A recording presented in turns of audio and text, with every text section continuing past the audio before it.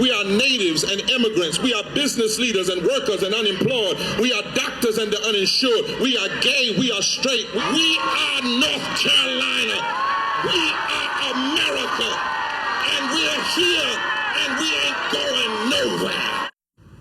That was Reverend Dr. William Barber, president of the North Carolina chapter of the NAACP, encouraging the crowd of 80 to 100,000 protesters in Raleigh, North Carolina on Saturday in what was the largest civil rights rally in the South since the march from Selma to Montgomery in 1965. This weekend's rally marked the 2014 launch of Moral Mondays, the weekly demonstrations started by a coalition of progressive groups last April, fighting against the policies set by the state's Republican-controlled legislature and its Republican governor. Since Republicans took control, 500,000 North Carolinians lost Medicaid coverage and another 900,000 low-wage families lost the earned income tax credit after the state legislature eliminated it, and the legislature passed new laws further limiting women's access to abortion and restricting voters' rights.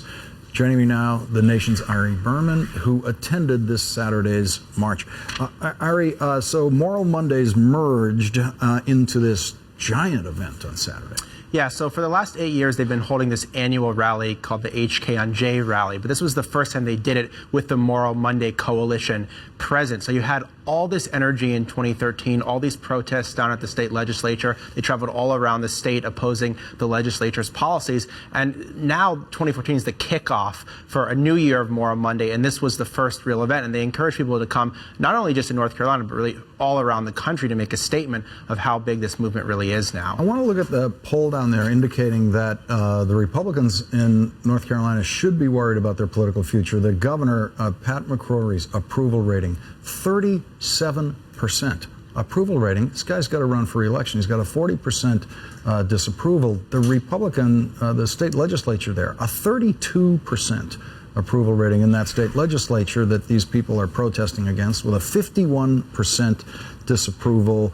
How long can this kind of politics go on where the people in power are in complete disapproval by the people who elected them? Well, the first thing the legislature did when they took power in 2010 was draw the seats in such a way to try to protect their power for the next decade through redistricting. But they're still vulnerable. Second, but Pat McCrory is incredibly vulnerable in 2016. There's a strong Democratic candidate, most likely the Attorney General.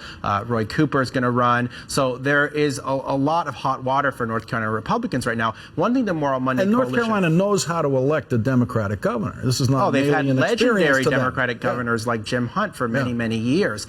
But the Moral Monday Coalition has made the Republicans' policies so unpopular. They've shined a light on what's happening in the state by having these rallies to the legislature, by going all across the state. And that's why the approval numbers for the legislature are in the toilet, because people are aware of what's happening. And you can't get these disapproval numbers with just liberals saying, oh, I don't like those policies. These are people who voted for these guys saying, this is not what I voted for.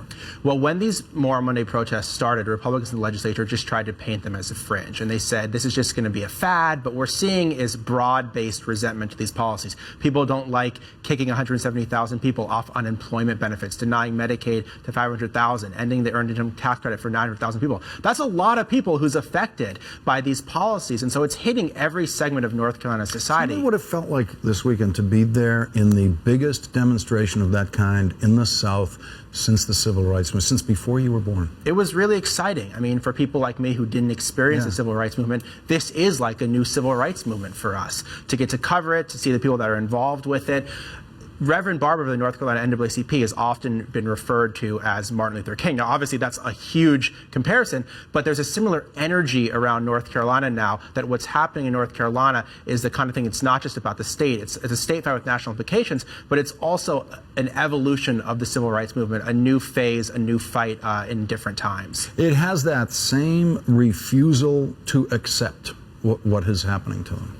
And to really get on the streets and to march with your feet. And also, in the same way, it's a very, very diverse coalition. It's very inclusive. It's very multicultural, multiracial, young and old. So there's space for everyone at the table here. And that's why so many people showed up, because everyone's embracing everyone else's issue. And that's how you get 80,000 people turning out. It's not just one issue. It's not just about voting rights or abortion or whatever. It's about all these things that are happening in the state right now. Ari Berman, glad you were there and very thankful that you could come here and tell us about it. Thanks for having me, Lawrence.